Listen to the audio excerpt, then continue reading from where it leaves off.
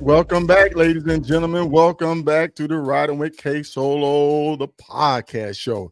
I have a good one lined up for you tonight. Oh my goodness. I got a little echo going, but that's okay. We're gonna get rid of that real quick. Like, how's everybody doing tonight? Come on in. Welcome. Hey, I didn't even put a welcome up there, but you know I appreciate you coming in. Come on in, folks. Come on in. We're going to get this thing started. First up is Mr. Dennis Joyner. Thank you, Mr. Dennis Joyner. Thank you for joining us tonight. Thank you, sir. Thank you. Come on in, folks. I know we got some people coming in on Facebook. We got some people coming in on YouTube. I mean, I got stuff to my left. I got stuff to my right. The studio is up and running tonight, folks. I am excited about my guest tonight. I mean, I literally sat there and watched their trip. I was waiting to see the next picture that they were going to post on social media, but only one person post on there. So, I had to follow her, and I'm like, I don't want to seem like a stalker. I don't want to seem like a stalker, but where are they at? So, it was a great trip. I know they enjoyed themselves, folks. That's why I wanted to bring them on Trip Talk tonight to share their journey with you, epic journey. And without further ado, I'm going to go ahead and bring them in because, listen, we got a lot to talk about. How y'all doing tonight? Hey, everybody. Hey, what's up, MC family? I love it. Thank you. Come on in, folks. Come on in. I love it. Oh, my goodness. Let me get myself situated. Like I said, I got like 3 or 4 monitors up here running right now. I'm looking at YouTube. YouTube's running. I'm looking at Facebook. I'm looking at Spotify. I'm trying to get all this stuff going. I'm just a one-man show. That's it. I'm juggling. But what's up, GQ? Hey, man, congratulations on your event this weekend, man. It looked like it was a stone cold blast, my brother. Indeed. But listen, folks, tonight I have the host of Tabletop Talk on with me. Did I get that right? You got it right. On time, baby. On time. That's a lot of T's, man. It is. It's a tongue twister. It's a tongue twister. Hey, Bolo, come on in. Oh my goodness. Bella Davis, how you doing? Come on in. Thank you for joining us tonight. I'm hoping that some people come in, and make sure you comment, folks. Comment on YouTube. That helps us kind of stay engaged and kind of push our content a little bit to the front of the pack. There's a lot of content created out there putting stuff out, man. So listen, everybody's kind of jockeying, trying to get out there. But I want to make sure that I highlight these unsung riders, man, on the motorcycle set for our culture. And that's exactly what it's all about, man. So listen, I'm tired of beating my gums. I want you to go ahead and introduce yourself to the audience tonight, please. No, ladies first. Hey, wait a minute. Hold on. We're not even going to start off on that shy stuff because I know y'all are used to being in front of the camera. No, the I table. ain't that. Let me As see. a matter of fact, I want to be probably one of the first ones to subscribe to the YouTube channel when it kick off. Yeah. Yeah. Okay, well, let me sit up there. Okay. Go ahead, baby. Yeah, I'm still gonna let her go. I'm your girl, Fat Dad, aka Fat. Yeah, we're just here to share this journey with you guys. Tabletop Talk on Facebook, soon moving to YouTube. Hey, my name is Tonto. To speak on Table Talk just real quick, Tabletop Talk real quick. It's a relationship podcast talking about MCing as a couple. Okay. It's a lot of different things that we talk about, as far as how do we make it work, as far as how do we keep people out of our business, as far as how much business do we share with the community. Because everything that we talk about is real life stuff. Absolutely. Okay, so it ain't made up. And some of the things we got to keep away from social media, because some things we need to know how to iron out ourselves. But there has been a lot of questions about how do we make it work as an alpha male. I would consider myself an alpha male, and our doggone show consider herself an alpha female on the MC set, and that's hard to do. It's not easy. So yes, indeed. We definitely breaking ground with that. Oh my goodness, we breaking ground. I mean, we breaking out the plow. No matter of fact, we going back to the horse and mule. We going back to the horse and mule in our 40 acres. We're gonna turn it over. Equally yoked. Amen. We're gonna kill the soil tonight. Yeah, talk to me. I absolutely love it. Listen, folks, man. And the thing about it is, I met Phattz a couple, was it 1 or 2 years ago, Phattz, that we met? 3 years ago. 3 years ago, and I haven't even had the chance to meet Tonto, man. So listen, me and Tonto, we've been trying to meet each other. You're like, oh gee, I'm like, Tonto, come on, man, where you at? So we man, still I'm coming to see you, man. I gotta come see you. Come on, man. I'm going to see you. Me casa, su casa. Me casa. Yeah, I'm coming to see you. Wherever you gonna be, I'm gonna find you. That's it. Let me know where you at. You got an invite, man. But listen, the reason why I wanted to bring them on, because it's just like what Tonto was saying, to see a couple to get out and ride together, and the way that they do and the way that they put it down, it's inspiring. It's also educational for other couples that ride, because I'm gonna tell you something right now. That's probably one of the hardest things that you can do as a motorcycle enthusiast, is to ride not one up, not two up, but literally side by side with your partner, because it brings a lot of issue. It tests you. Am I right? Oh my God. Yes, indeed. It tests you. You know what I'm saying? Hey, how they say, side by side we ride across this land. Brothers by choice, more than just a shake of a hand.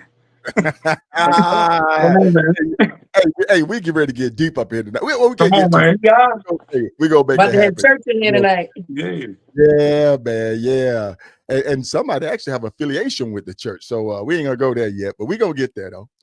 We got time.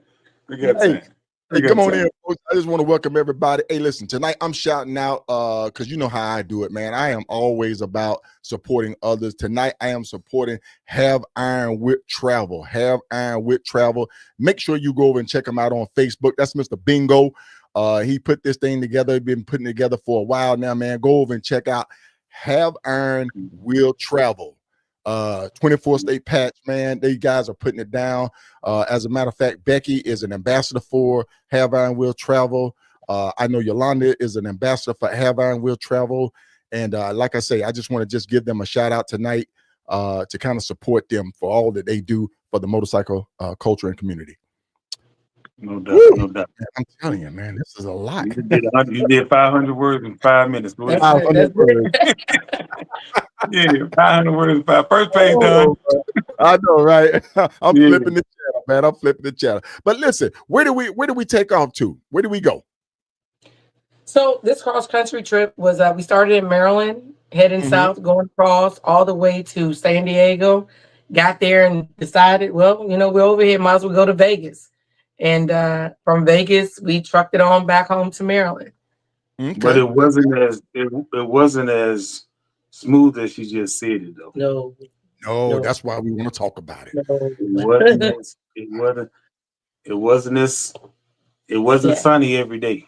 Yes. And I'm not just talking about the weather. Okay.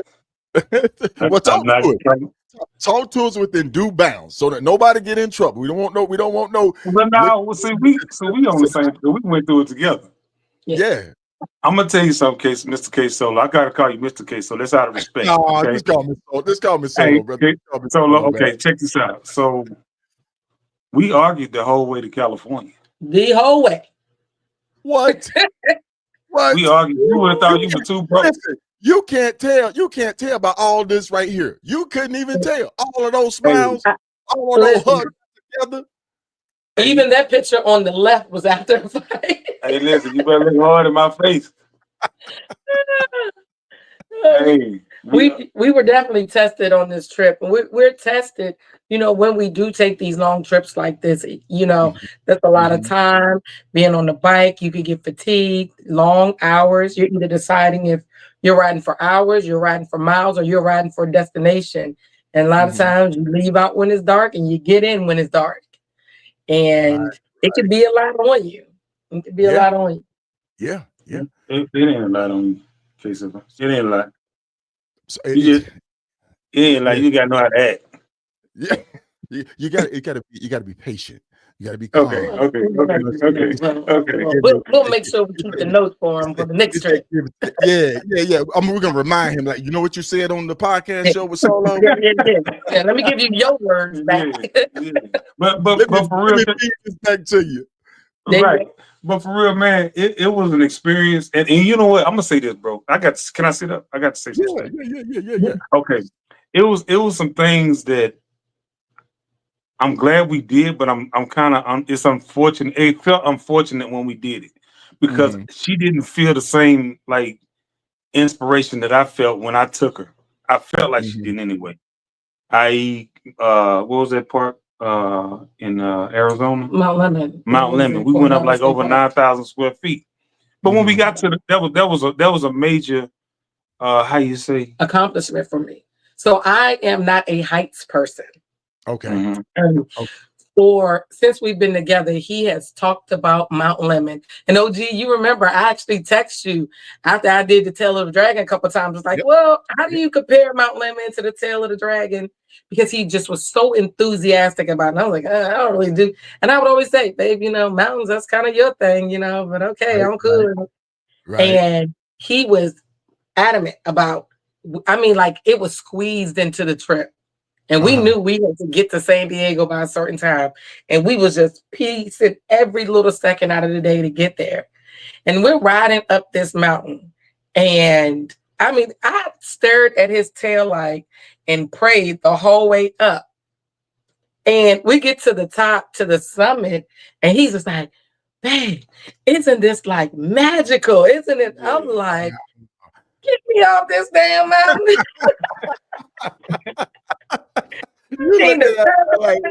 like shit, I better get down from here. I gotta ride down. The ride down was actually better than the ride up for her. It really was. It was. I'm happy he pushed me because it forced me to do something I never would have done on my own. It made. I was proud of myself. I was a little irritated with him, but I was proud of myself. And you get up there, and it's so eerie that at the top of the mountain, it reminds you of an ocean. It's so loud. It's so loud, the turbulence, the wind. And I'm like, if you look at one of those pictures, my locks are like blowing around at the top of my head. Right. And I'm like, I'm fighting the wind and curves, trying to get up a mountain. And I was so proud of myself that I pushed myself through something that I had a real fear of, which I wasn't being very clear to him. Like, hey, I don't do heights. I was just like, we really don't have to go. Right. It was definitely a good opportunity to push her to levels that she hadn't met yet. Yeah. So so to get her out there and push her to new levels, new heights. Right. How did that make you feel? You see her accomplish something as her partner. You know what I'm saying? Okay, that's a good question. I'm glad you had. It felt good going. But when we got to the top and I knew that she wasn't comfortable, it was like a set of disappointment because I'm like, yo, man, I just brought you up here. I got up at like 4:00 in the morning to hit Tombstone, then to hit Mount Lemon, and then to get to California. It was it was a subtle disappointment, but at the end of the day, it felt like she's doing things, and I'm not. And this is no shade to people that we know. I'm gonna say it like that. But she's doing things that people are talking about versus people are doing. You see what I'm saying? And that makes a big difference, because now what happens is you can't have a conversation about something that you can talk around it, but you can't talk about it. You see what I'm saying? So I can't talk about Alaska. I ain't been to Alaska, but you can talk about it because your experience is taking you there. But so it brought me back to her, where she can now have conversations that people can only sit around the table and listen to, and not even indulge in. That's a big difference. That's a big difference. Right. And that's kind of how, I've been, but I shared photos. So people saw my journeys. People saw me out there doing it, and it inspired them to go out there and want to do it. Because like I tell everybody, man, plan your trip, ride your trip. It's cool to sit there and ask somebody to help you plan it. But the thing about it is, it's something where you want to go out there and you feel as though either you're a couple, you're going to accomplish it together, or you're an individual, accomplish it so that you stand on the top of that mountain and you just stand there like the old Irish Spring guy. And, like I got to accomplish something, feel proud of yourself. That's incredible. So we started out, we started out of Maryland. Was the launch good? Was the launch smooth, on time? No. Bikes was packed. Everything was good to go. No. KSolo, when we left, man, we left at 3 o'clock in the afternoon, and we had nothing packed. Yeah. So what really happened was I had a doctor's appointment that got switched up, which caused us to not leave on time. The good thing though is we didn't really hit much traffic. Right. We had a little bit of a split coming through Virginia, where I ended up in the express lane and he ended up going the scenic route. Right. And we kind of met back up on the other end of that. But we ended up leaving at like 2 p.m, which definitely was not our plan. But I go to my doctor's appointment, and then my doctor's like, "Oh, well, you got to go do this, and this." Oh, I'm already scared to call him. Lab work. He hit you with the lab work. There you go. And matter of fact, I'm going to take your prescription to this pharmacy now. And I was like, what? So I'm like biting nails. Like, I got to call him and tell him that we're not leaving anytime soon. And Tonto, hold that thought. Hold that thought. Phattz, Tonto, how was it, man? I mean, when you got that phone call, it pushes your mental back. See, I'm an on-time person, bro, and if I say we leave it at 6:47.43, that's what time I want my wheels on the road rolling. Because another thing that we both have in common is we both were DIs. Yep, drill instructors. Yeah. So time is important, especially when long trips, bro. When you on a long trip, and it's no fault to her, it's no fault to my baby. I swear there's no fault to her. But time is very important when you're trying to make timelines and dates and places and people to meet, and people are waiting on you. Yes. So it definitely struck a nerve, but she didn't feel the wrath from it. I'm gonna say it like that. There you go. Because it wasn't in her control. Right. There you go. You see what I'm saying? So yeah. And I think that's his perspective from the alpha male. Now, Phattz, you knew you had already made a call. You still like, okay. Let me go and make this happen. Right. So then I had to come with a peace offering. What was the peace offering? I went to Chick-fil-A. I bought your salad. Okay. Okay. And y'all catch that, right? So to make up for it, bring the peace off and go to the chick and get a sandwich, and that'll smooth things out. Right. Everything's good. He got his tea, got his salad. He was happy. And he knew that really it was beyond my control, because we had been going through a bunch of changes with my doctors swapping over. You know how that VA system can be. And so I had no real control in that. And so we got out smooth. We didn't really have a hard deadline the next day. We were just trying to get to Texas a little bit earlier to spend some time with his parents before the bike lesson. And so we were headed to East Texas, out to Mount Pleasant, to, there you go, past the Logic, Ruthless Riders, a lot of other clubs came out to support his father's actually first annual bike blessing. And his father rides. His father's a pastor. Okay. Yeah. Mother and father ride. Yep, his mother and father ride. His father's Okay. a pastor out there, and he did his first bike blessing, and he rides a golden trike, and he's very proud of it. We are proud of him too. Okay. So we got to go ahead and give this shameless plug out to all the gold wingers out there. Shout There out you to the go. gold. Shout out to the gold Shout wingers. out to him. There you Man, go. you ride a motorcycle, man. Shout out to you, period. Absolutely. Most I mean, definitely. you Most have to call it what it is, man. Because when a Right. bike go down, we don't ask what type of bike it is. We sure We just don't. ask about the brother or the sister that's riding. That's we it. don't. You are 100% absolutely You, correct. Sir. you know what I'm saying? That's right. So When I see it come across my timeline, a rider down, it doesn't matter what they ride. I'm sending prayers up. I'm palms together, thumbs up, man. Palms together, That's it. thumbs. That's right, it. right. We don't care what's on your back, and we don't care what you're riding. That's It right. really matters that that we hope that you make it through it. Because what we want to do is make sure family get home to family. That's it. That's It's our just what ultimate it goal. is. Yeah, that's our ultimate goal is to get back to our loved ones. Get back That's to your it. loved That's ones, it. man. Enjoy yourself and get back to your loved ones. And the bike blessing was great, and I was so excited because my baby led the blessing. He did the prayer. I always say he got a calling on him. Like he reaches people in a way that everybody. His father always said to him, like, I know that boy can preach. He's supposed to be in the church. And he said, Pop, you know what? I'm reaching the people that you would never reach. Yeah, And that's true. That prayer was what it needed to be. I'm telling you. And the people that was there needed to be there. That's who needed to be there. Right. And we said that, and you can go places. Sometimes you can have a big crowd of people and not be able to touch everybody, interact with everybody, and see everybody. But then when you're in a little bit smaller group, you can get that connection. You can get that one-on-one time. You know what I'm saying? Absolutely. Oh man, yeah. So definitely a game changer. So we make it to Texas. We left Maryland. We rode to Texas. Did we ride all the way straight through? What was the mileage? We stopped in Knoxville. The first night. Like 950 miles, something like that. Yeah.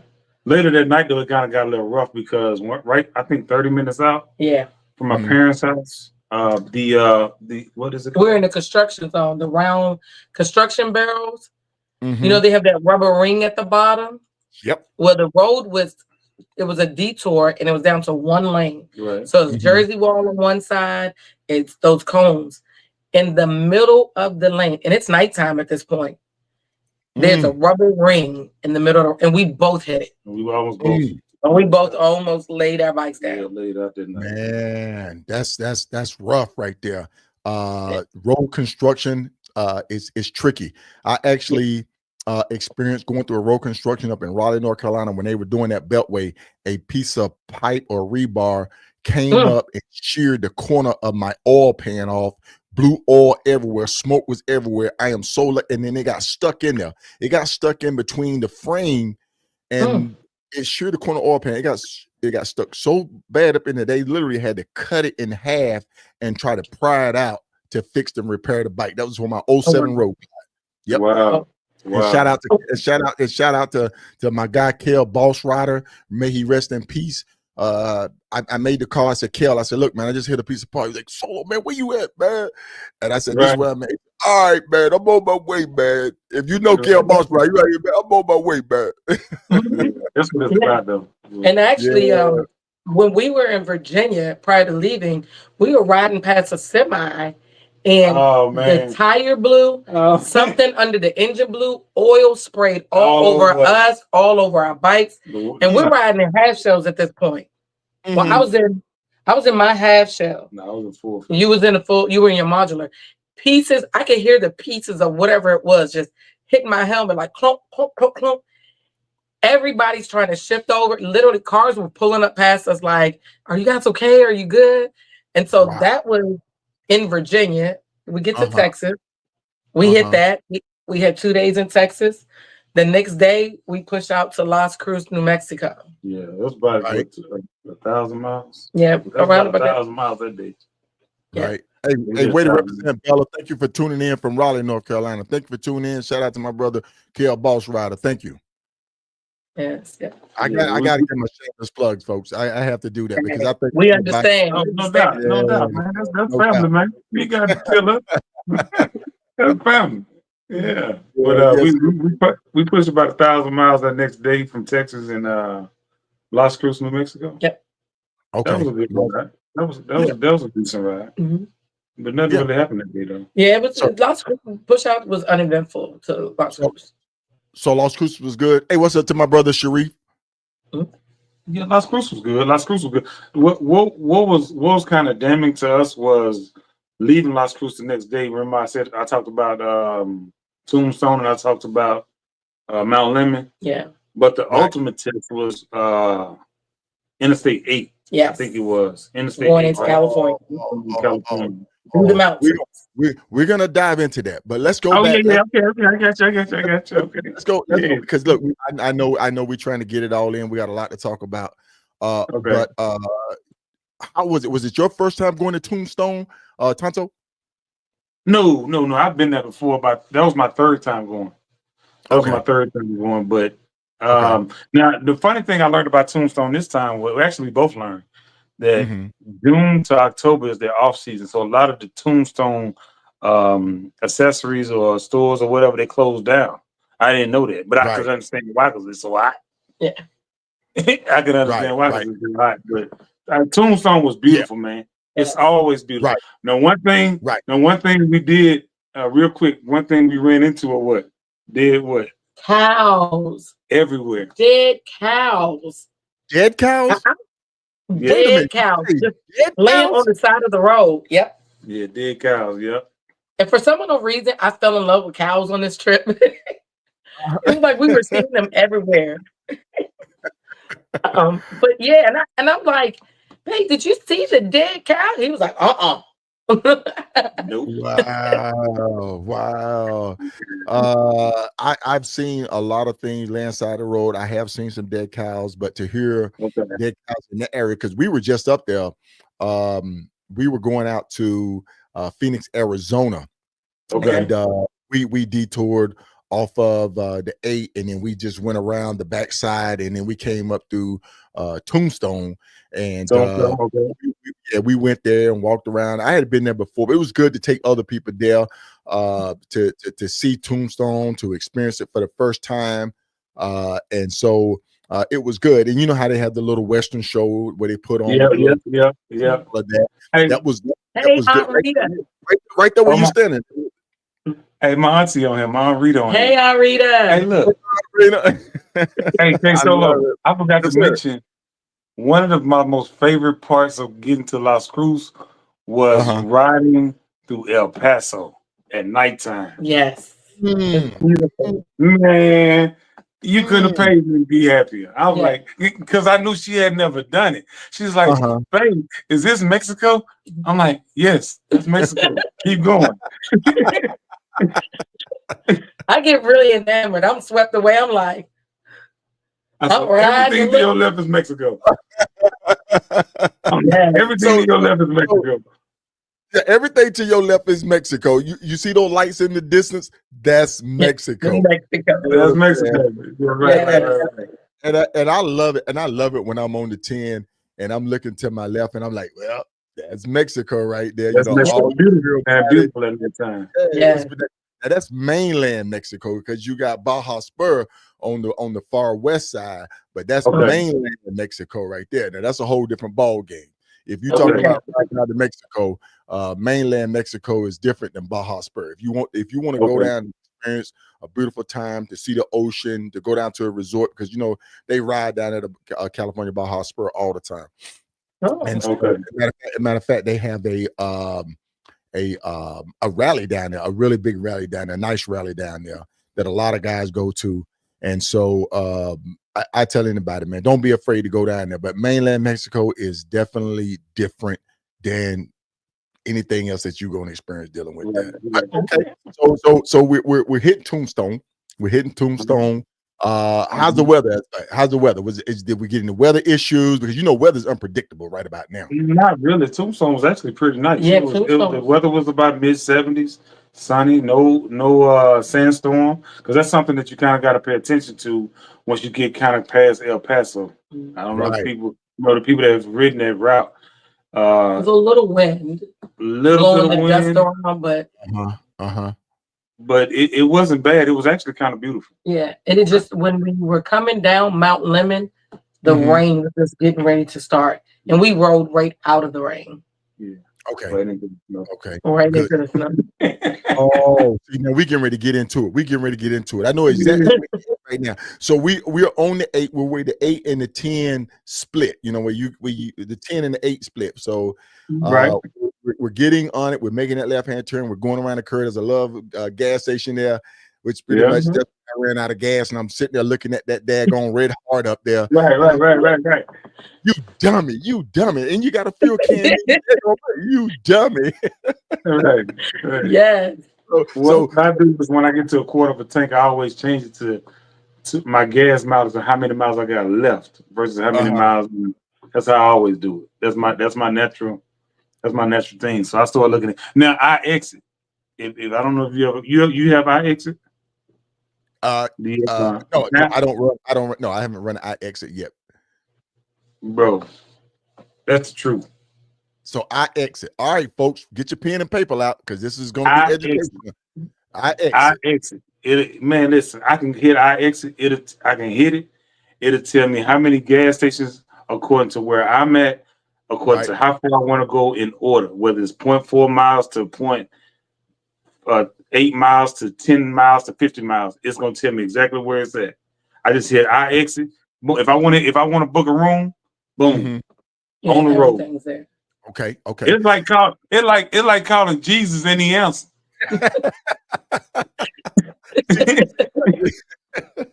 I run my Zumo, and my Zumo shows me weather. It shows me hotel, what cities up front and exit. Something similar to that, but maybe not in depth because it just gives me a broad overview of what's ahead of me along my route. Because I punch in my route and it'll let me know. So I do have that security blanket of knowing how far it is up there. But sometimes you know how we want to push it a little bit. We see the light on. We know there's 42 miles to the Can't put. I'm your pusher. We can make it. I'm back there like he like. I'm like, okay. I love it. So yeah, man.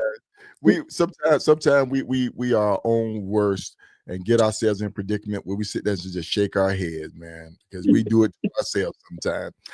Oh my goodness, folks. Hey, thank you for joining us tonight. Come on in, folks. We still got people coming in, joining us here on Trip Talk. I'm here with my special guest, Tonto and Phattz of Tabletop Talk. And we're going to get into a little bit further on as we get ready to wrap up this trip. We're going to start talking more about Tabletop Talk. And yeah, thank you for joining us. But look, folks, right now I have to do something, folks. Just kind of give us a quick break. But hey, stay right there. Tune in. We'll be right back. Listen, man, you're watching KSolo Live, a podcast. Let me tell you something. If you really want to know, this is where you're gonna go, man. Shout out to my man KSolo for always putting it down, always keeping it 100 down. Understand this? It's riding still ain't for everybody. But if you really want to know, man, one hell of a podcast, KSolo.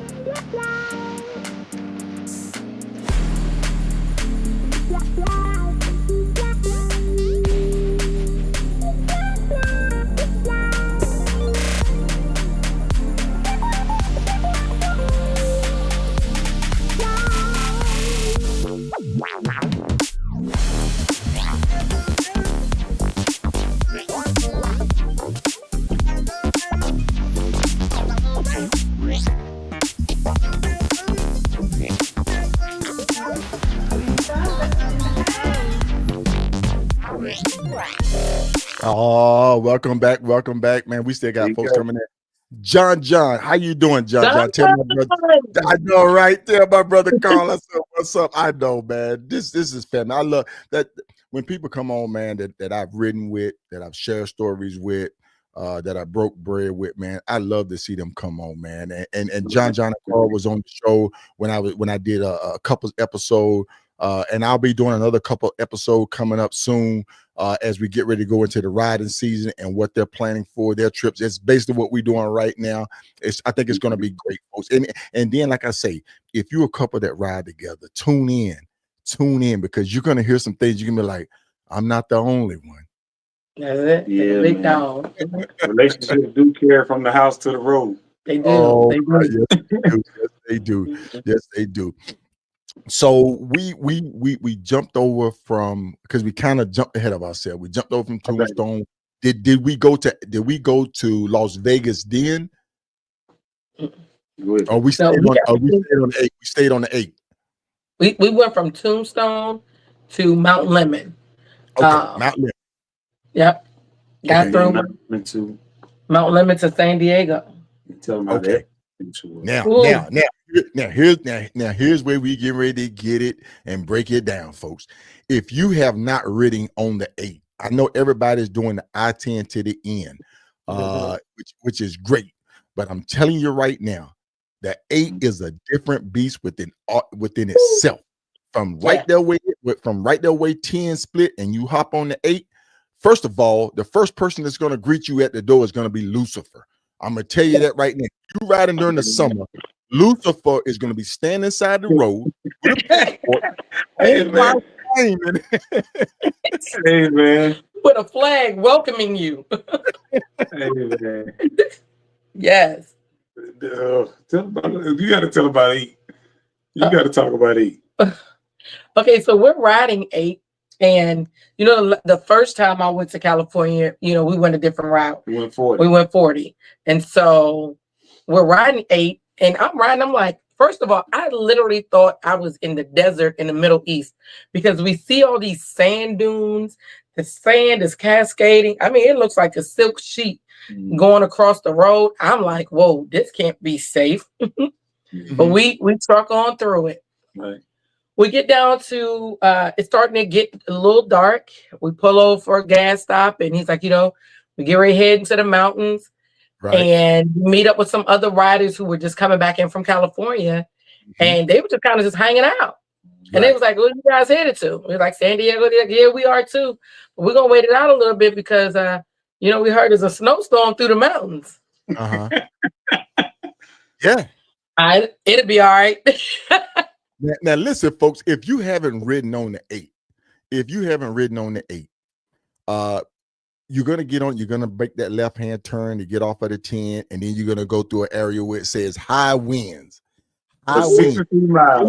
Do not stop. It says, do not stop, turn your lights on. Hey, man, when I take, go ahead, man. I did the exact opposite. Tell us, I know. Hey, KSolo, I promise you, bro. I think we're going to talk about something real quick after that once you bring it up, once we get to it. But 8 changed it changed the dynamic of the whole trip. Yeah. Because, I mean, we argued from the church to California. Well, we didn't really argue in Tombstone. No, we had a good time in Tombstone. But 8, man. We didn't argue at you know, Mount Lemon. You felt disappointed because I didn't have the same passion for the mountain that you had. Right. But when we got to 8 and we got on that mountain. Sweet baby Jesus. Let me tell you, KSolo, I'm going to be honest with you. And I haven't ridden as much as you. And I'm going to say that like that. I'm as humble as I can. But I'm not afraid. I've ridden 8 before. Right. But it wasn't like that. Right. Now, I'm going to be straight up and down, no chaser. Because it's everything that could have happened did happen besides getting into an accident. Yeah. It was so bad, bro. It was so bad that cars had to surround us to get us off the mountain. Oh my! And put their blinkers on because she was in the fast lane. I'm like, get over here. Now I'm using unchoice words now. Come on now. She don't know I'm doing that because I got my helmet on. So I'm saying, hey, man, if you don't get your butt over here. She gets in the fast lane and stops. Coming down a hill. Yes. Bruh. I have never been. Not that big hill about the wind turbines. Not you know how you going up and then you coming back down? So when you're gonna go, so when you on 8 and you see the wind turbines to your we couldn't see anything. You see You see up to the right. At first we could to the right. Oh, okay, yeah. And then you going up, and then you coming back down. Mm-hmm. She stopped on the other side of the mountain in the fast lane. KSolo, when I tell you I lost my mind, bro. Oh my God. I'm like, if you don't get your butt over here, I'm like, yo, what are you doing? Like, this is not what we do. I can't see. Hold on. Phattz. So Phattz, what was it, Phattz? What was it? Okay. Talk to him. So I don't have the greatest vision at night. Okay. And the fog. The fog was so thick that you could cut it with a spoon. Like if you went like this, you couldn't see your hand past your wrist. It was that bad. Then it started to sleep. So now we got ice coming down. And then we just came out the desert where it's hot as Dickens. Right. We literally had to pull over and put our heated gear on. Right. On the side of the mountain, you know, and those little out of that white line, it ain't that much space. But the fog got so thick that you couldn't see. You just seen the road in front of you. You couldn't see what was off to the side. But we knew it was in the mountains because your ears were popping, your bike's riding different, and the weather had changed so drastically. Right. And as we're riding and the sleet is coming down, I lost complete vision. I'm like, okay, I don't want to drive off the mountain. So where do I go from here? And my biggest fear, KSolo, is something happened to her, and I got an answer for that. That's not gonna know. Oh my goodness, that is. See, the thing is, as a man, this ain't relationship. We're just talking in couples. I take her. This is about to be my wife. She gonna come home with me. Right. The same way I took her out there, I'm bringing her back. Right. And that, I'm gonna say this, KSolo. Let me say this: we were battle tested. Yeah. Okay. We were definitely battle tested, and I've ridden a lot, not as much as you, like I said, but that was if I was by myself, I would still feel a little bit worried. Right. Let alone being with somebody that has never done it before. Right. So that's a major difference. Man, hey folks, listen to me. What you hearing right now, and this is why I wanna I blocked off a portion of this episode to talk about tabletop talk. What they're talking about right now, couples riding together, relationship. That's what their podcast is going to be all about. That's another reason why I wanted to bring them on, because I listen to them. I watch them. They inspire me to understand and make me better, folks. Come on, man.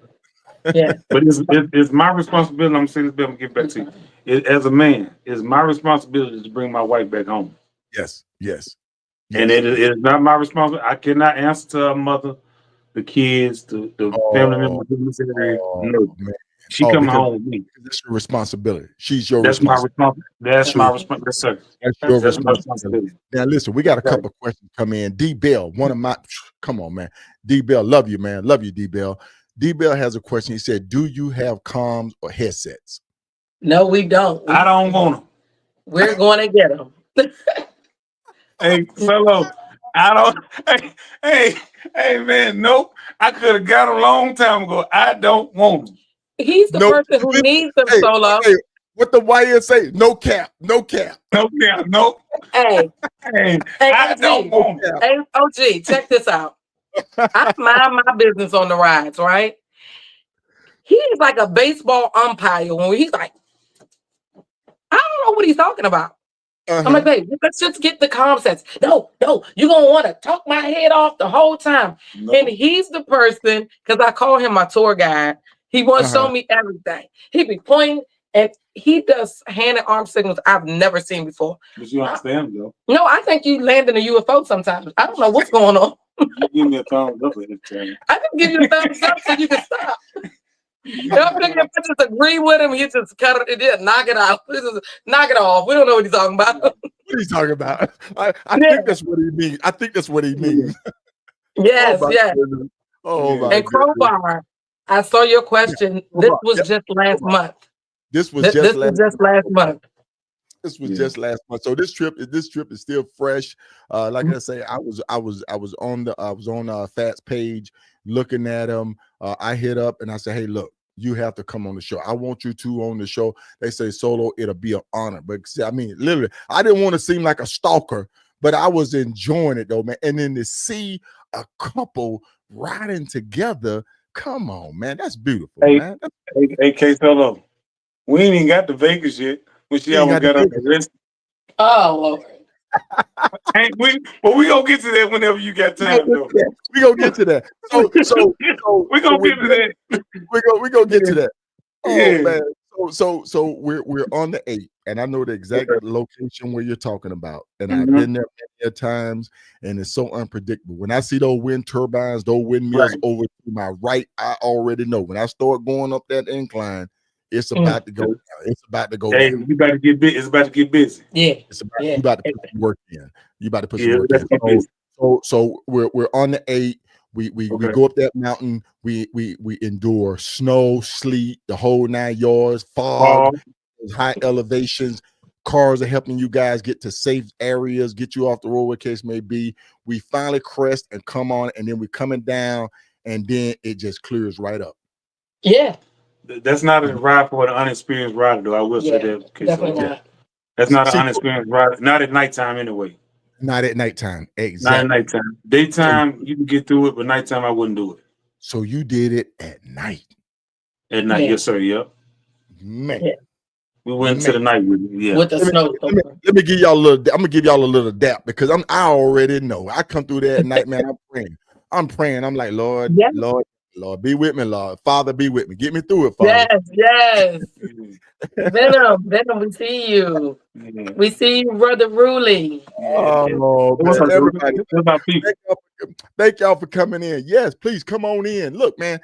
Hey, send your people some thumbs up, man. Like it, man. If they're talking good talk, send them some thumbs up, some love, some heart. Come on, folks. Yeah.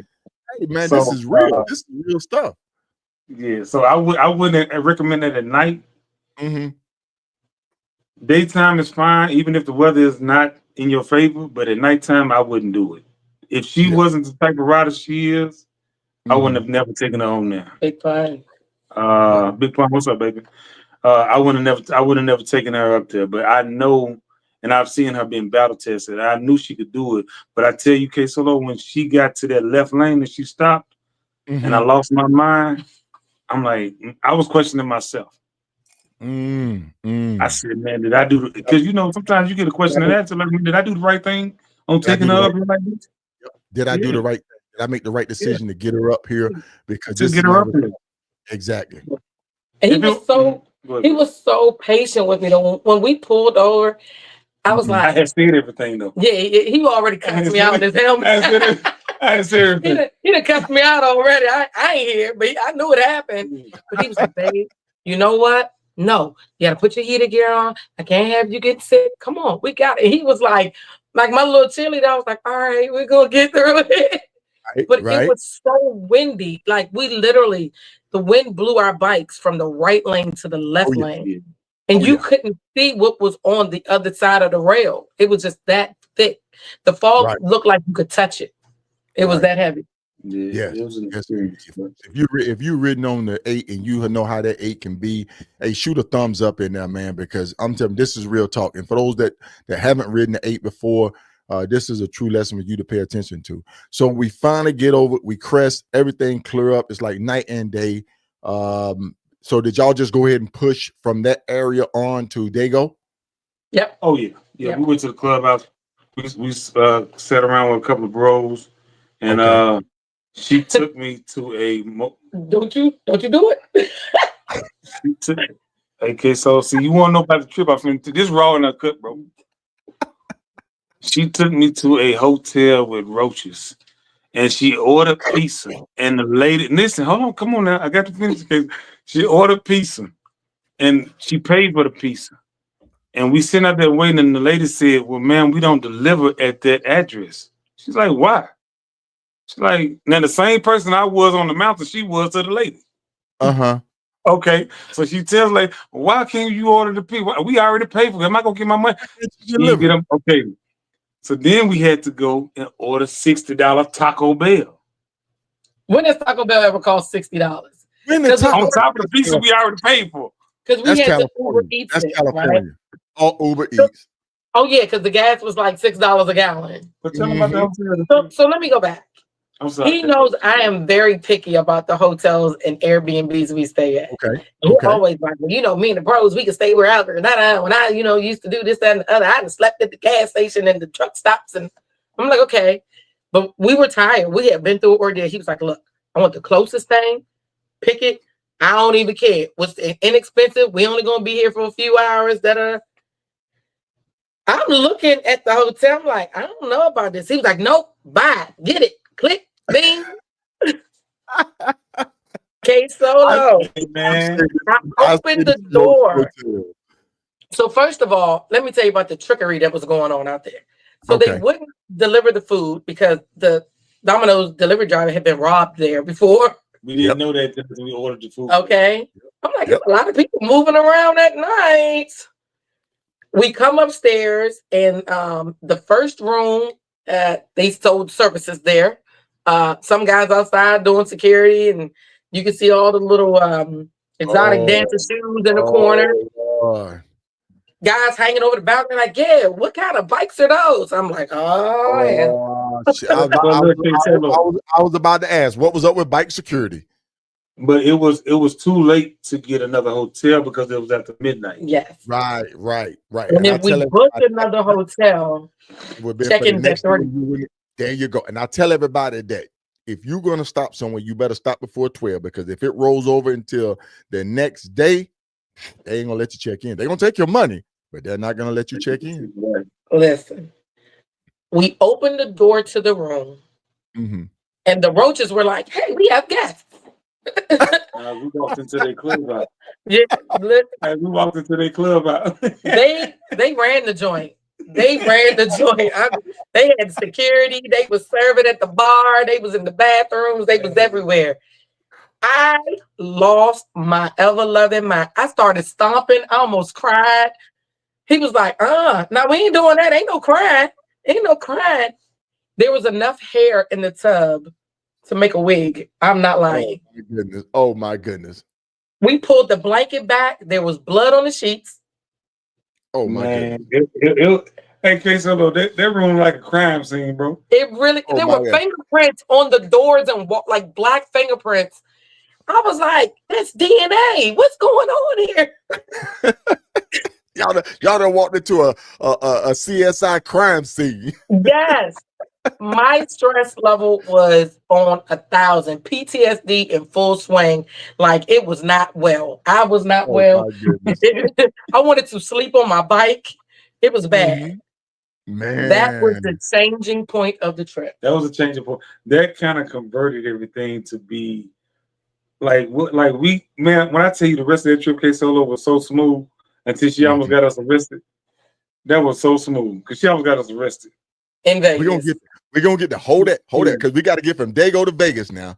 So Dago, we sat there, we talked to a bro for a couple hours, right? And we got to the hotel. It was one of those hotels. It was a motel. Let me stop saying hotel. It was a motel. Yeah. And if I was with another bro, I would have rocked through it. But that's not a place that I would take my wife. I'm just gonna be straight up with you. And because as hard as we like to be on the road and like to be, I sleep by my bike, sleep wherever. That's not where I'm taking my wife. Let me just be clear about that. But it was a one-off. It was a mistake. It was a we didn't know type of thing. A decision. You feel what I'm saying? But going forward, I gotta shut up and listen. Okay. Because what's the takeaway? Now, what's the takeaway? What is the takeaway from that experience? Now, there's 5 things we're going to talk about. So give me the first one. After we wrap this up, give me the first thing. But what was the takeaway from this experience? From the whole trip, or just that one? No, just that one. Just that one. The first takeaway was just be patient and listen. Okay. Because she had already said she didn't want to stay there. Right. And I'm like, nah, I'm tired. We just pushed by 900 miles or 800. Was about 800 miles. 800 miles that day. So 800 miles. So 800 miles. Y'all roll into this dilemma. Yeah, and then you got to think we hit 2 things prior to getting there. We hit Tombstone and the bad weather on the 8th. Coronado State Park. Coronado State Park, and then we had to hit the 8th. So all that was in one day. Okay. And another takeaway is I can't do everything on the route in one setting. I like to try to hit everything on the route, and that's not always practical. You see what I'm saying? Right. Maybe one thing, maybe two things. If I'm by myself, I'll do it all. But if the people that you're with not able to do that, then just keep pushing. And also being mindful, if you're meeting with people on the other end, They was waiting for us. People waiting on us, that timeline, it was like we did Tombstone, then we did Mount Lemon, and then we had to get through that. Maybe one of those things could have come off. So, because mind you, it's Sunday. So we're going to Diego, but you know, the people we're meeting got to work Monday morning. Right. We're on vacation, but they're not. Right. So that definitely was a big takeaway, but we was fortunate enough to get through that night. That night was rough, man. I mean, we slept in our clothes, covered with that, like, and we just bundled up together on top of the blanket. Jackets, leather coats. That night. That morning we didn't take no showers. Yeah. I was like, Vegas is 4 hours away. Baby, let's go. Let's go. And here's the crazy part. The area where that motel was, the area around it was nice. It was nice. It wasn't bad. It was just that motel sat weirdly in the middle of it. So we get up the next morning. It was so bad that I forgot to turn my work alarm off. And it went off. And I got up. He was going to the bathroom. And I started getting dressed. And he was like, baby, what are you doing? I'm putting my boots on and getting the back. He's like, where are you going? It's a 3-hour difference. And I'm still like, my mind's somewhere else. I was ready to go. Wow. We get to this restaurant. The food was really good. The bathroom was clean. The next day, and it's down the street. I washed up in that bathroom. I just couldn't take it anymore. Yeah. Right. I was like, babe, Big Pun said, did you get a refund? We didn't. And see, we purchased the room on Priceline. Oh, so third party. Yes. You know how hard it is to fight a third party to get a refund? It was. But when I gave them a piece of my mind, the next one we left out, and he said, baby, them people know their hotel look like that. They don't care. Yeah, they know. They know. I had that same experience. Gave me the last room. It's the last room. It had bed bugs. The last room had bed bugs. Man, come on, man. Lawsuit pending, man. Lawsuit pending. They ain't heard nothing from it. I kid you not. Gosh almighty. Because the hotel establishment, the hotel industry is so protected that it's hard to fight anything. I'm telling you right now, folks. If you've experienced it, if you have something go wrong, if they're going to try to comp you a room, they're going to try to give you a little discount. They're going to try to get something. The hotel industry is almost like a mafia. It really is. I hope I don't get banned. I hope I'm not saying them where I get blocked, but it's the truth. And especially if you go third party, because the first thing you're going to say, well, you booked the third party. You got to go through them to either get a refund or whatever the case may be. But to flip side on that though, KSolo, we had a good experience. I know we're not jumping we had a good experience after that though. Through third party. Yeah, and I would definitely say that that experience in Diego is what switched the vibe. I think we needed that. We needed that because it was, I think I was more disappointed and it was frustrating me to kind of like not see you have the same interest that I had or have when I was taking you these places. Because if that was the case, we just could have went straight to San Diego. But I love Tombstone. Tombstone is beautiful. And I know we're all over. I know we're all over the place with it, and that's what we should be. Because the thing about it though is sharing your trip and your experiences, and some of the first things that you either seen individually or seen as a couple, and that's what I want to bring to the show tonight. So Tombstone was great. Now, did you take pictures of Wyatt Earp? Did you see the gunfire show? Did you go to see the old on the back side up there? That's where they have. Yep, there you go. We didn't stay for the gun show because we was on the time crunch.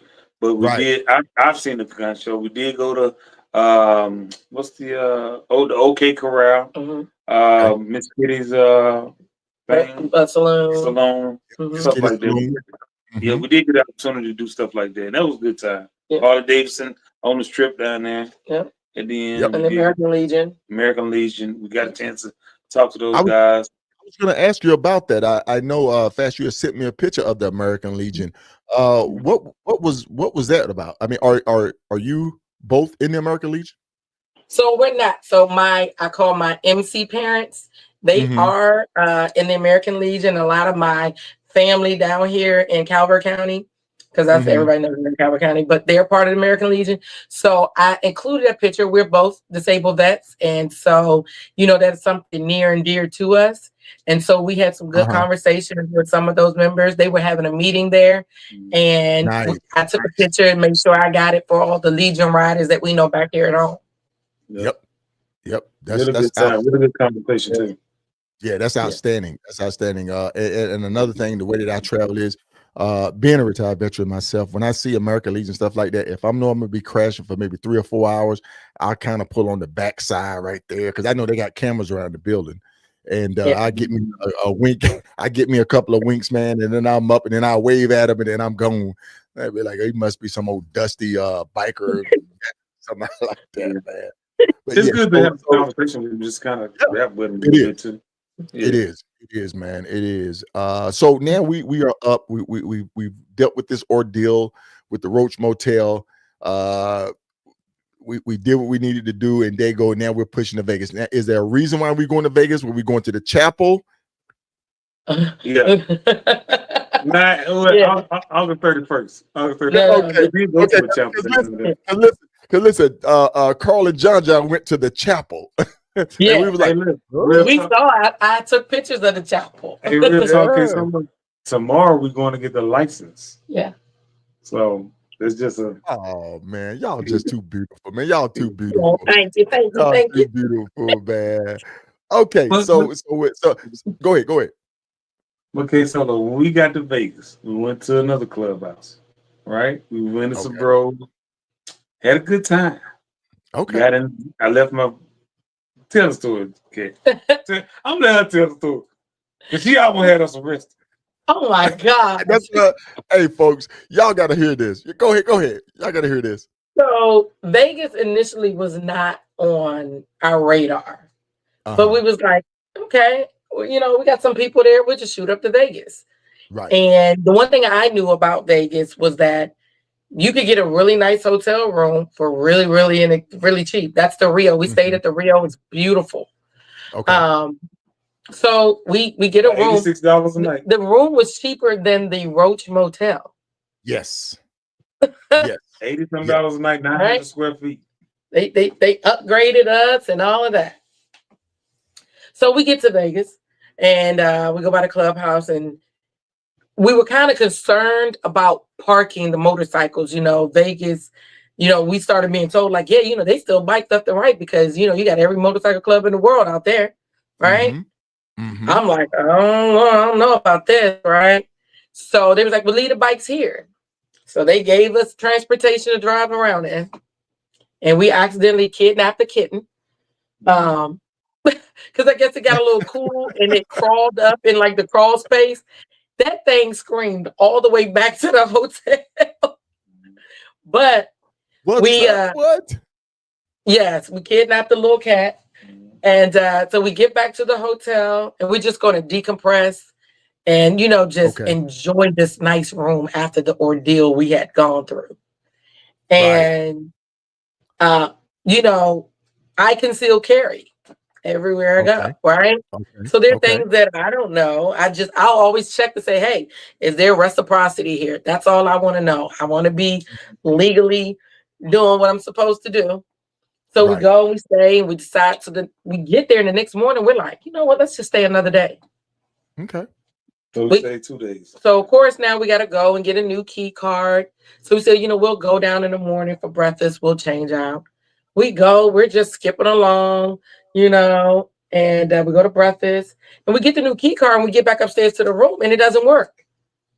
3 times in a row. 3 times in a row. We're down, we're back. We're down, we're back. And we go down, and now I have an attitude, and now he done took over. He done bypassed the line. Look, this is the 3rd time. Me and my wife now walking back upstairs. You're going to figure this out. You're going to give us a key, or you're going to go up here and open this door yourself. Or you going to send him up there to open this door for us. Oh, yeah, he sent somebody up there. Yeah. He started. He looked, he said, I'll be right back. That young man never came back. Never came back. Next thing you know, they coming with the squiggly ear things in, like, hey, are you the person trying to get in room 507? Yes. Was that our room? Yeah, it was 507. Okay. Like, Play that number. Play that number. Okay, that's my mama. Play them numbers. Play that number. So, I left one of my handguns sitting on top of the safety. On top of the safe. So, you know, since the pandemic. She did say one, y'all. She said one. Well, you know, you gotta be protected. Hey. So you already know what. Yeah. So, you know, since the pandemic, when you stay in hotels, there's no more full service, it seems like. Nobody comes in to clean your room. No, they tell you, hey, look, They didn't even have hang your towels up. There was no even do not disturb signs. There were none of those on the doors in the hotel. So in my mind, nobody's coming in the room anyhow, right? Well, Vegas is a little different. It's full service. Right. They come, they make your bed, they change all your towels and washcloths out. And that lady went there, saw that gun, turned around, made a beeline, went up out of there. And so what we did not know was that made the bed though. Well, she came back and made the bed. Okay. But we didn't know that if your hotel in Vegas is connected to a casino, it is federally regulated and protected, and you cannot have firearms even in the hotel part. Ooh. Now. Hey, look, man. We had put it in your safe. Can you put it in your safe? No. If you had put it in the safe, out of sight, out of mind, they would have never seen it. Yes, they would have never seen it. Hey, right. KSolo. They had Doge. They had CIA. They had FBI. We walking back upstairs. They had everybody. They had the Metropolitan Police. They had everybody up there. We walking back to the door. They just standing there like this. They really was posted up. I'm like, okay, here we go. And they really did have Las Vegas Metro Police there. I'm like, so the guy was, he's gonna go to jail. And the brother's like, hey, do you have your ID on you? And I'm like, yeah. And I'm like, well, you know, I didn't know that. I said, you know, I'm traveling across country. I know that there's reciprocity here. I've already checked. My gun's registered. You know, and I ain't telling him that there's more than one in there. He just looking at the one he found. Right. And why you didn't take that? As I'm giving him the ID, he's like, oh yeah, Miss Now, we know who you are. Like, he already had all the information. I said, well, the gun's not stolen. He said, yeah, we know, we ran it. Like, I said, exactly. Okay. So basically they just asked us, hey, do you guys have somewhere off site that you can take this firearm to? Somebody said they didn't know that either. Yeah, that's Neo. Yeah. Neo, Rupert. Yeah, he didn't. What's up, Neo? Yeah.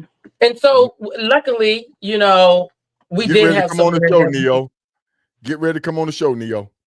There you go. Yep. Neo out there in Oklahoma somewhere getting snowed on. And a tornado. A tornado. Get ready, Neo. But oh my goodness. We got escorted all the way out, all the way to the vehicle. They stayed out there and waited until we rode off, and as we're riding off, they took pictures of the license plates and everything. So he's like, hey, look, you know, when we come back, we're gonna have this bag again. Right. Y'all gonna need to search us and check. They was like, no. Just if you got somewhere that you can take it to. When we come out, there is cop cars lined all down the side of the daggone casino. I said, oh my God. They done had me chained up, no shoes on. I had lost a sock. I'm in shackles. They pushing me out the door. Get out of here, Mr. Williams. I'm like, Lord Jesus. He's such an over-exaggerator. Hey, they was really cordial and really nice, though. They was cool, though. Oh Yeah. man, I love it. I We love look, it, man. we look, KSolo, you know I've been on the road for like 7 days, so I needed a haircut. I needed a haircut. That would have been I'm rough carrying a bag. mugshot. He holding me by the arm. They said, oh yeah, they did it.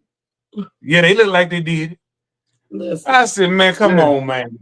Man, man, listen, man. Y'all done went down to Vegas, man. Y'all done shook them people up, man. Y'all got Doge and everybody else. We had it. Elon Musk and all of them. But I'm gonna tell you, man, we needed Vegas just as much as we needed San Diego, though.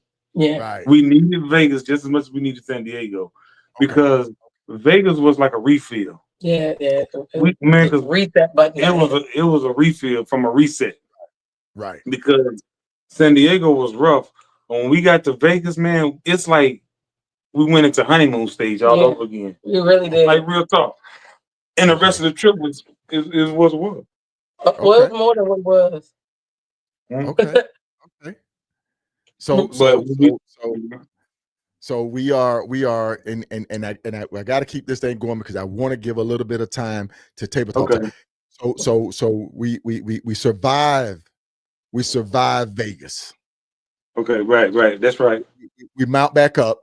We look at each other like, yeah, baby, we survived that one. we survived it. Yeah.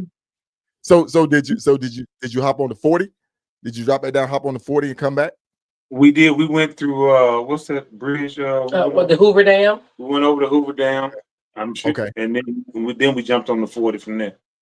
And we rode about 1,200 miles a day. Yeah, we rode from Vegas to Oklahoma City. Okay. Because thank you for dazzling. Thank you for providing that information. Thank you very much. Oh, there you go. Yep. Yeah.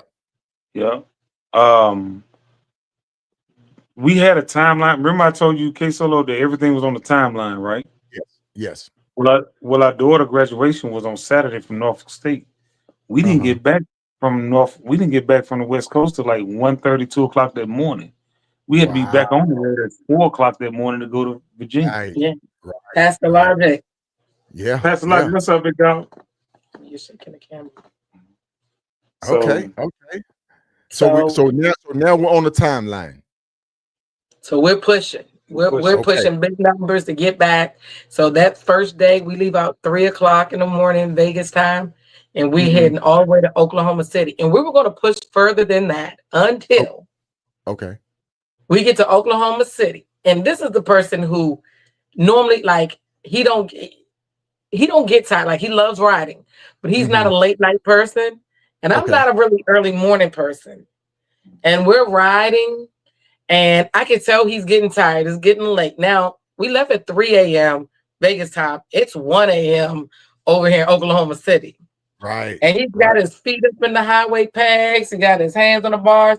And the next thing I see is this. No. Hey, no. Come on. No. And it was like a hard rock back. Like he was stuck. He was like, I can't do it anymore. I said, that's it. We pulled in a gas station. I get on Priceline. Right. We get in the room. Because we ain't going no further than this. Safe call. Yep. And so that was the push. And then mind you, we had a timeline to get our dog picked up from the kennel. All those things that you plan when you think you coming back at a certain time and you stretch your trip just a little bit more to squeeze the juice out, you're going to pay for it on the other end. Oh, yeah. and I always say, if you hear me now, pay me now or pay me later. That's it. I always say that. And I put that in. Either you're going to plan for it and you're going to give it up front, or you're going to push it up front, or will you pay me later? And when you go on the other end trying to bring it back, you're going to have to get it in on that end. You gotta think, KSolo, we was gone for 7 days and we spent 2 days in Texas and 2 days in Vegas. So what that tell you? Yeah, that's some hard pushing to ride cross country. That's some hard pushing, bro. That was some riding, bro. I pushed that. I pushed that hard. Yeah. And I can tell you right now, to go cross country, which is typically 3 days. You see what I'm saying? 3 days, yep. Typically 3 days. And then to turn and burn, plus with the activity that you did in between, you two was pushing it hard, man. Yeah, we Yeah. we rode them motorcycles home, man. Yeah, y'all rode them things, man. As Thundercat would say, y'all rode them things, man.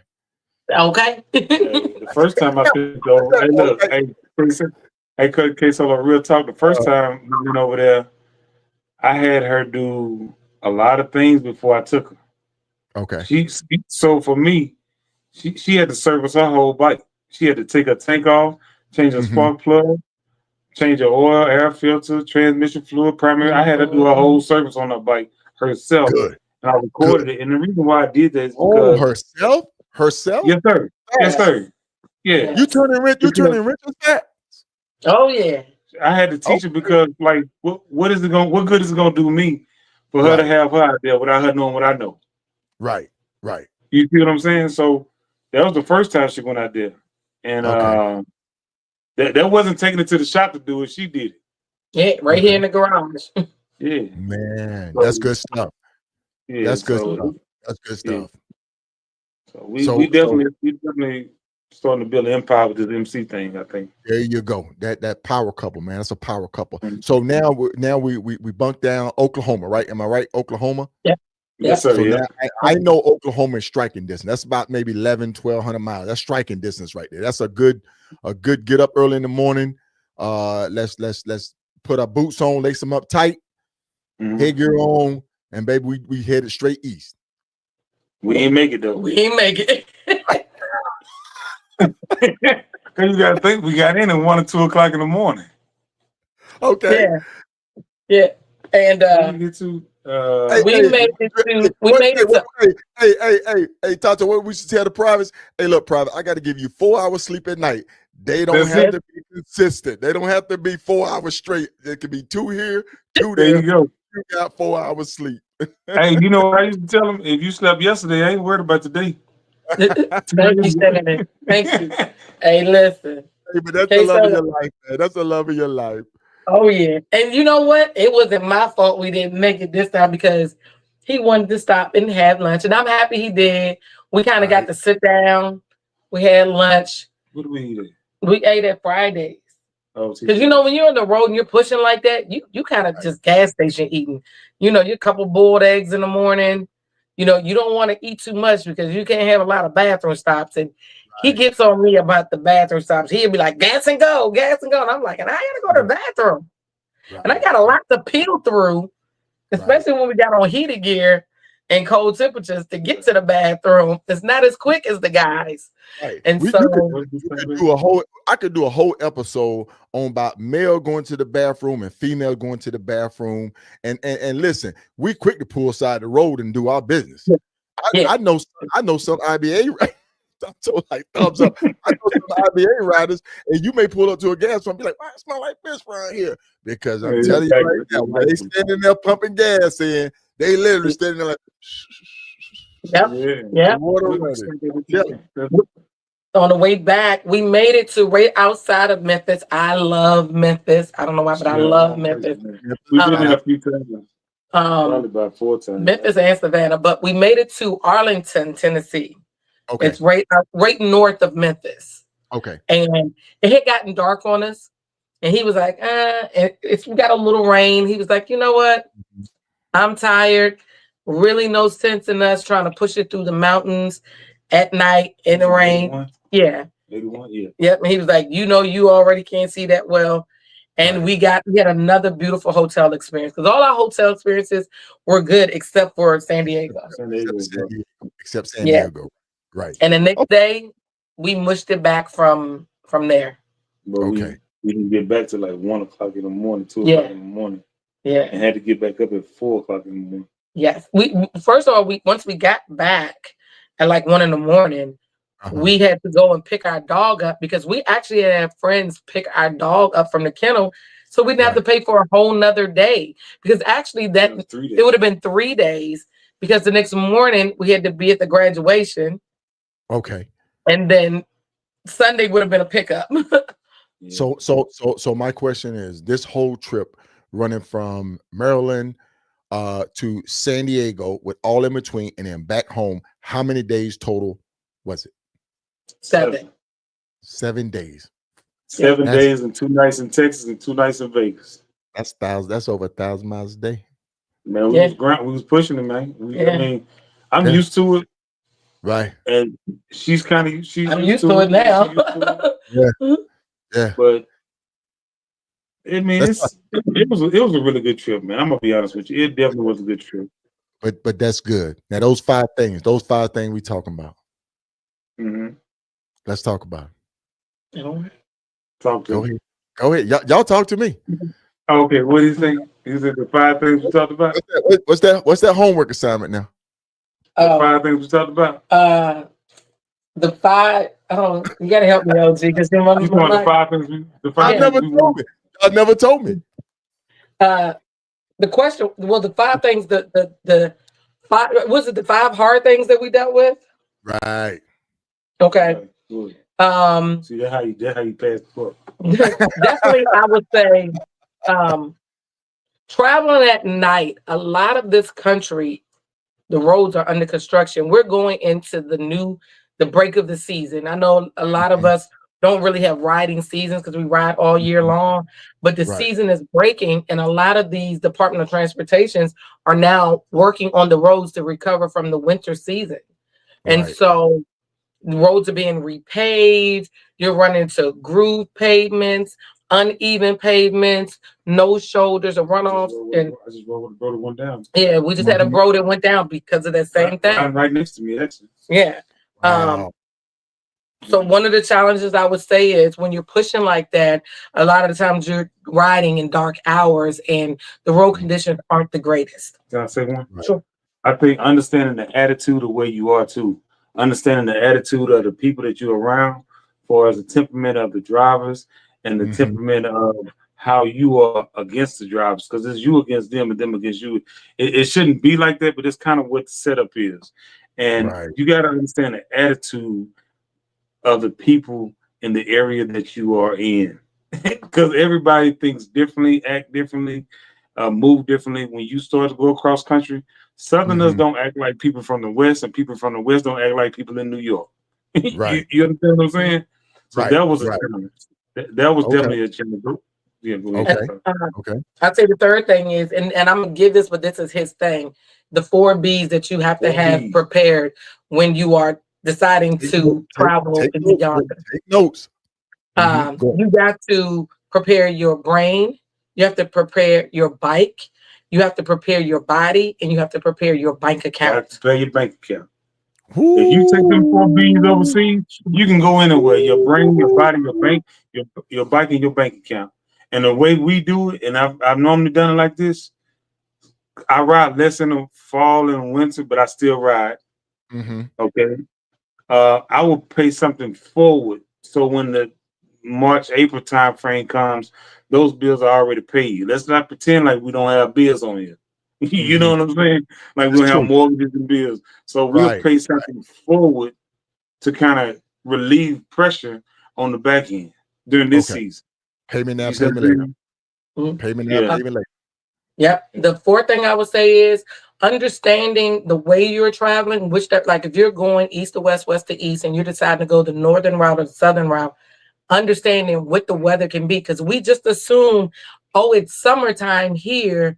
It could be a snowstorm somewhere else.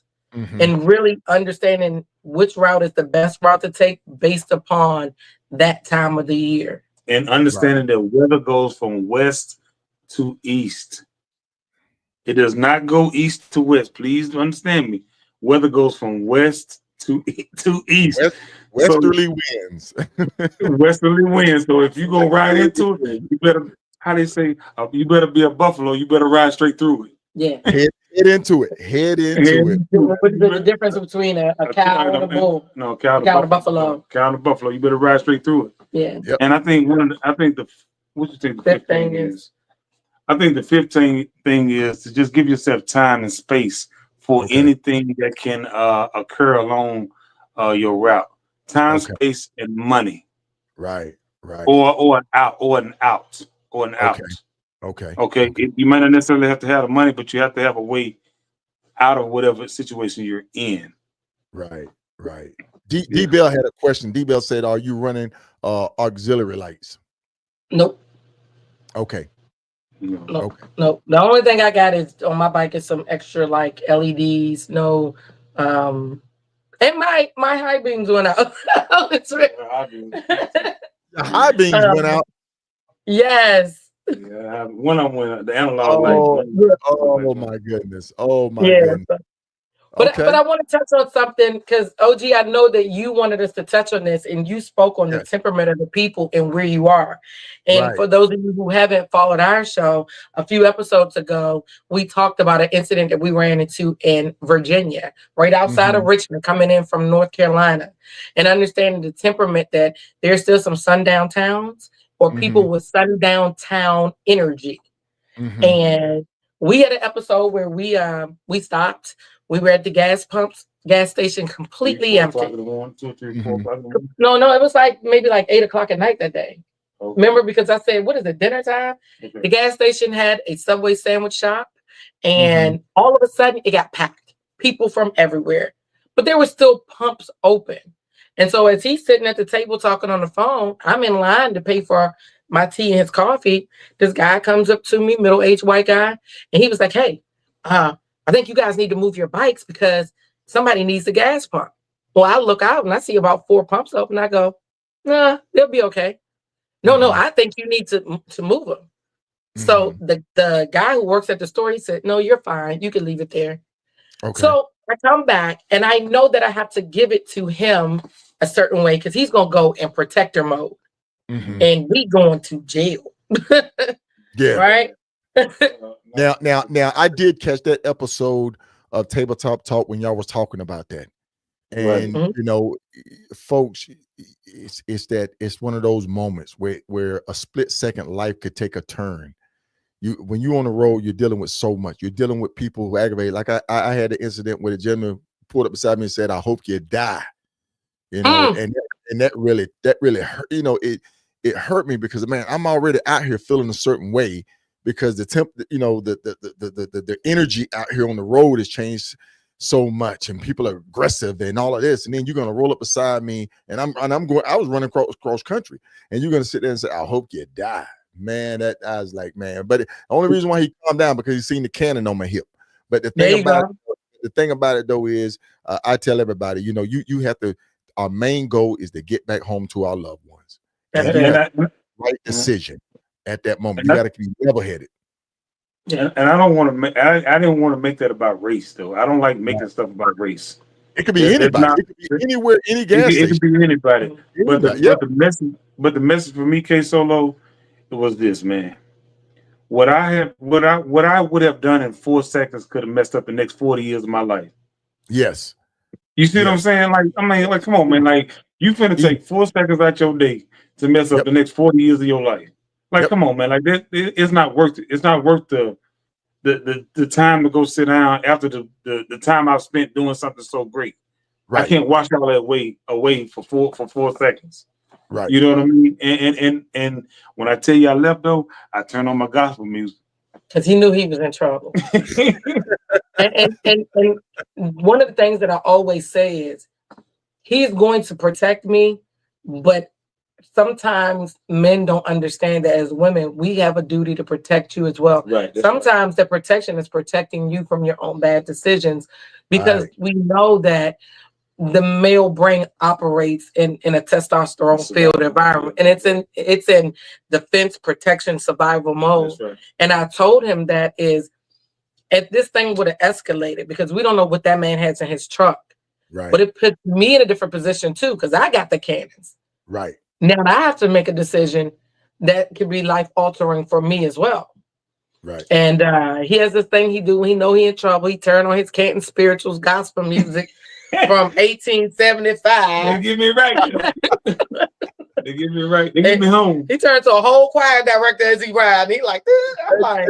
That's another question. What music? Because you two don't ride with headsets on. You don't communicate back and forth. And that's a whole nother episode right there. I give it to couples who ride with headphones on and communicate back and forth. Music. What type of music do you listen to when you ride? So a lot of times, KSolo, I don't listen to any music. Okay. Or if I do, this is gonna sound weird. It may not sound weird. I listen to a lot of country music. Okay. I love country music. It's just what I like. I like Luke Holmes, Morgan Wallen. I like all them boys, and it's just what it is. I just like listening to them because it gives me a sense of peace during the day. Now watch this. I'm finna flip mode on you. At nighttime, I gotta get a little bit upbeat. I listen to a little rap, but not too much. But I listen to most of the country music. Right. And for me, I don't run a headset, but I do have a sound system installed on my bike. Shout out Bag of Boys. They did my sound system install. And I am the person who listens to music majority of the time. Believe it or not, this trip, I did not listen. I listened to music maybe the entire 7 days, maybe 2 hours. And it was the most clarity that I've ever had riding. And I think that's what made a lot of the changes that we had happen, because I had time to think about how to respond and not react to him. Because if he's on fire, I have to be the opposite. If I'm on fire, he has to be the opposite. That's what makes it work. And so I had a lot of time to kind of sit. And for those of you who don't know, we get married in 90 days or so. 91 days. Okay. You got a better guess. I'm sorry. But the way we were tested, sometimes you have to say, like, this close to the jump, right? You go, did I see everything I need to see? Can I handle this? Am I equipped with what he needs as a spouse? And this trip has pulled some of the worst out of us, and we have just gotten through it so gracefully. And so I know that we're ready. I know that it is time. Good. Because God knows long distance motorcycle riding will definitely test you as a couple. It'll test you as an individual.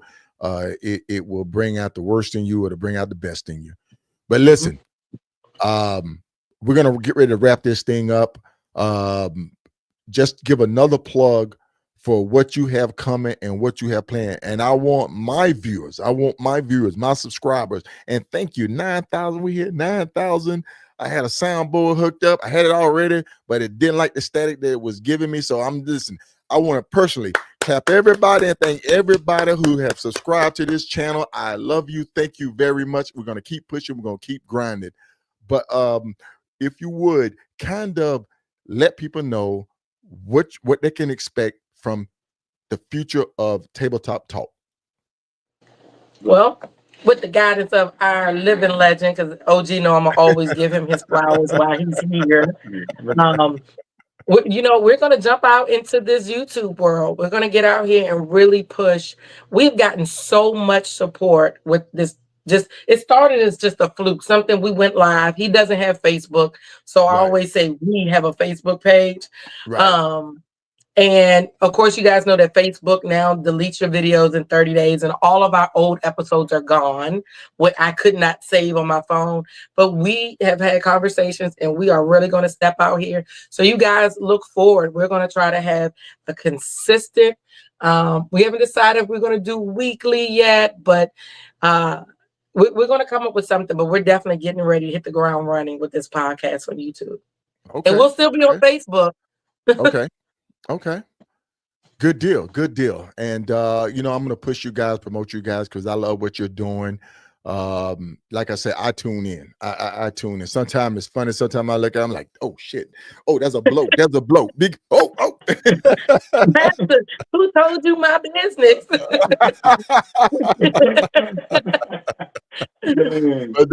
but that's good stuff. Hey, C. Ruger, the name of the show is Tabletop Talk with Tonto and Phattz. Yes, that's what's up. I want to thank you both for coming on the show tonight. I knew we were going to have a good time. I knew we were going to have a good time. It's a blessing and an honor. It's a blessing and honor. I would definitely like to invite you to the official Reef and KSolo official Ride to Eat. We're going to be in Little Rock, Arkansas this year. It's a great time to come and meet a lot of people. Long distance riding in the community. It's not about we say don't even wear your cut because it's not about the club or organization that you're a member of. It's about you, the individual rider. So I want to personally invite you, if you can make it. We're going to be in Little Rock, Arkansas. We're going to be there. We busy. We're going. There it is. We're busy. And no, we're not going back west after that. We gotta go to California. Come on, man. We already halfway there. I mean, we right down the street. We halfway to heaven, but we ain't know where to get there either. This is what I got to deal with. You won't tell about, man. I'm trying to get to California that same weekend, though. I mean, that next weekend. Oh my goodness! He said we're halfway there. All right. Hey, I got to get out of here. I'm already over my time limit. But listen, I want to thank y'all for coming on the show tonight. Thank you. I definitely be in touch. If there's any question y'all got for the future of what you got going on, all you got to do is hit me up. You got my number. And my brother, Custom. Yes, sir. One request. I got some gloves I need you to sign. That's all my request. Me too. That's all Done. Hopefully, because I'd had some made, but I didn't like the quality of them. Gold gloves are my thing. That to me, that's what she got. That's my signature. That's my signature. I copied it and I tell people I got it from my OG. So I just need your sign. That's my only request. Too easy. Appreciate it, brother. It's done. All right, y'all take care. Y'all have a good night. Appreciate it, brother. Yes, sir. All right. Talk to you. Peace. All right. Peace. Oh man, folks, I've thoroughly enjoyed this show tonight, and I knew we were going to have a good time with it. Thank everybody for tuning in to Riding with KSolo, the podcast. Right here, you could tune in on Tuesday at 8 p.m. Eastern Standard Time, 7 p.m. Central Standard Time, 5 p.m. Pacific on that West Coast. And also we do hold on one second. Yes. No, we just hung up prematurely on you. It's all good. But I got you in the green room. I'll talk to you in a minute. All right. Okay. So make sure you tune in, folks, right here Tuesdays at 8 p.m. Eastern Standard Time, 7 p.m. Central Standard Time, 5 p.m. Pacific. And then we do Trip Talk on Thursday, 8 p.m. Eastern Standard Time, 7 p.m. Central Standard Time, 5 p.m. Pacific. And then we got something special coming up to you this weekend because we got somebody that went up to Ontario, Canada, and we got to get her on because she's getting ready to make an epic trip up to Alaska. Well, hey, folks, you know what it's all about. Riding with KSolo podcast. All right, I'm getting ready to get up out of here. Hey, folks, remember, aspire to inspire, be legendary.